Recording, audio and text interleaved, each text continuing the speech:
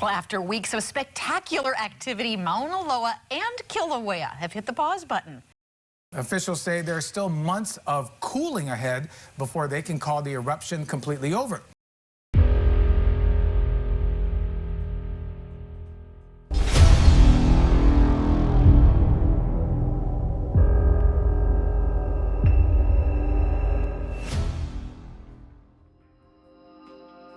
A tragedy hit the Big Island of Hawaii. Lava is no longer erupting from the western vent into the lava lake on the floor of the summit crater.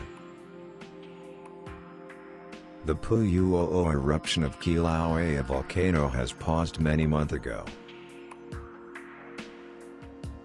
No ocean entries to blow molten lava to shreds from the cold waters of the ocean. No more caves of liquid fire deliver a scorched life to the Hades. Mauna Loa, that began erupting in Moku, āweoweo, Caldera on November 27, 2022, has gone also quiet. The volcano's gone extinct. Temporarily? Yes, temporarily. Steam still hisses, lava crackles as it shrinks on solidification, tinkling like broken glass, and rolls rubble down the spatter ramparts. Sulfuric gases tickle the nose with a pungent, but not completely offensive odor. Heat of the not yet cooled lava burns souls in a rubbery pungent. A festival for the senses in the dark torched landscape. The eruption of Mauna Loa lasted only 12 days after a 38-year break. The longest the volcano has ever gone without erupting. This eruption was a little less than a fifth of the lava put out in the 2018 Kilauea eruption. Because both Kilauea and Mauna Loa eruptions ended around the same time, geologists say it will take time to determine if the eruption of Mauna Loa caused Kilauea to depressurize and eventually pause.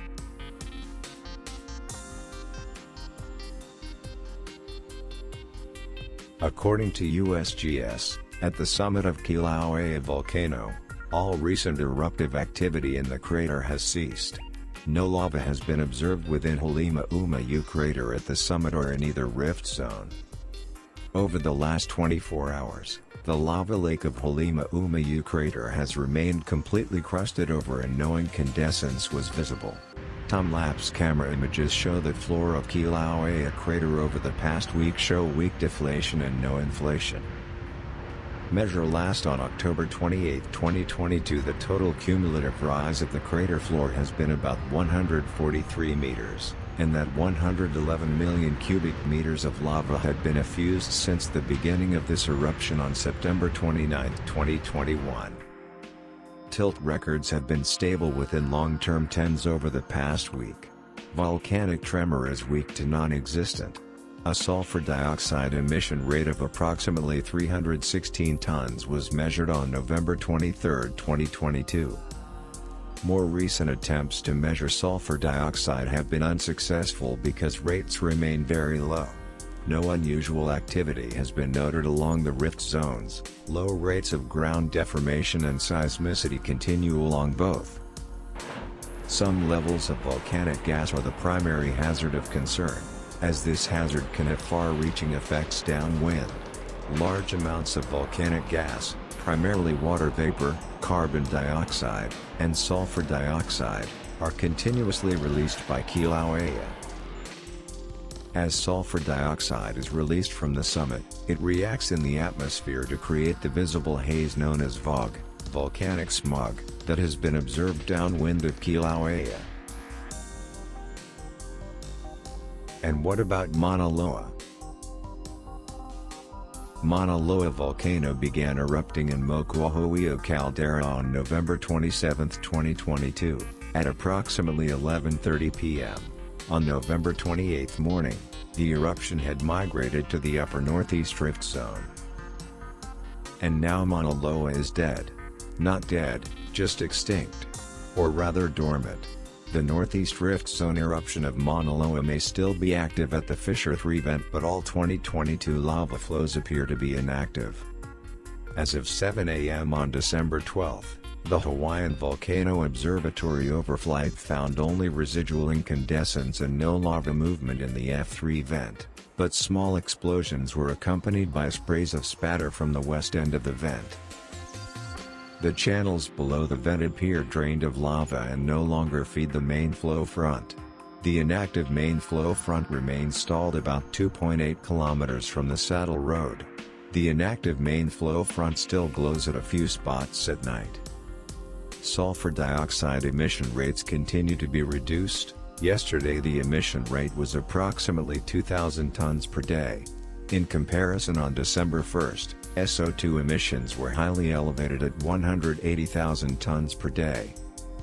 Tremor, a signal associated with subsurface fluid movement, is now no longer detectable. During the eruption, tremor had continued beneath the active fissures. This indicated that magma was still being supplied to the fissure. And activity is likely to continue as long as we see this signal. Summit and Northeast Rift Zone inflation continues. The significance of the continuing inflation while the flow field is inactive is not yet clear. It is common for eruptions to wax and wane or pause completely, but none of the 8 recorded eruptions from Mauna Loa's Northeast Rift Zone returned to high eruption rates after those rates decreased significantly. This is by far the longest period of repose where the volcano is not erupting, 38 years of any historic Mauna Loa eruption. And it's interesting to see that, the length and amount of material erupted is in keeping with prior past historic eruptions. There's no historical analog here in Hawaii for a Mauna Loa rift eruption, pausing in the middle of the rift eruption and restarting. So we feel pretty confident that this eruption has, in fact, paused and is probably over. The Hawaiian Volcano Observatory continues to closely monitor the current activity.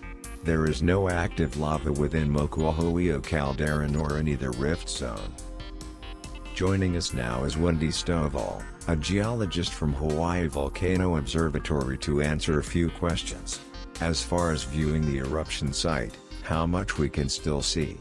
Is it worth making the trip still? There's not a whole lot to see anymore. Those magnificent lava flows coming down the north slope of Mauna Loa have all but vanished. The only thing people are really able to see is a slight glow in the lava flow that came to within 1.7 miles of Saddle Road. So there's not a whole lot to see at this point in time. Despite stop in the eruption, the āweoweo report says that there is continuous inflation and that the eruption may continue. Can you explain a little bit more? Yeah, so we see this a lot towards the end of eruptions. We've noticed it a lot at Kilauea, actually, and there's just a very small amount of inflation. It's really just millimeters in scale, and this is could be a small influx of magma into the system, or just the magma chamber relaxing as it decompresses. A similar thing probably happened in 1984, but we just did not have the technology or the instrumentation to be able to see it at that time. Mauna Loa erupted 33 times since 1843, but most of these eruptions occurred before 1950, on average 1 in 3.5 years. But since 1950 it's only erupted 3 times, including, of course, one this year. Do you think we will continue to see longer periods between the eruptions? That is really hard to say, and volcanoes kind of don't really work on like a time period or time, intervals of space between eruptions in a regular sense. They really are going to erupt when there's enough magma inside of them, pressurized, to come out of the ground. And so we do know that there is still magma in there. We're working on doing some imaging of it, and we'll be able to determine we probably won't be able to determine when the next eruption will be. With all new equipment you have, will you be able to learn anything important with this eruption, particularly that may help in the future as far as prediction goes? Well, we have a lot of data to analyze still. I mean, if we think about it, this has only been about 2 weeks, and it does take time to analyze the data. Certainly, there's been a lot of samples taken of lava, so the geochemistry will give us a lot of clues as to how long magma was stored in the system. And it could actually tell us if there's still magma left in the system. So yeah, we'll still be looking at the data for a long time. And yeah, there's a lot more still to learn. I think within the next several months, we certainly will have some new scientific outcomes from this.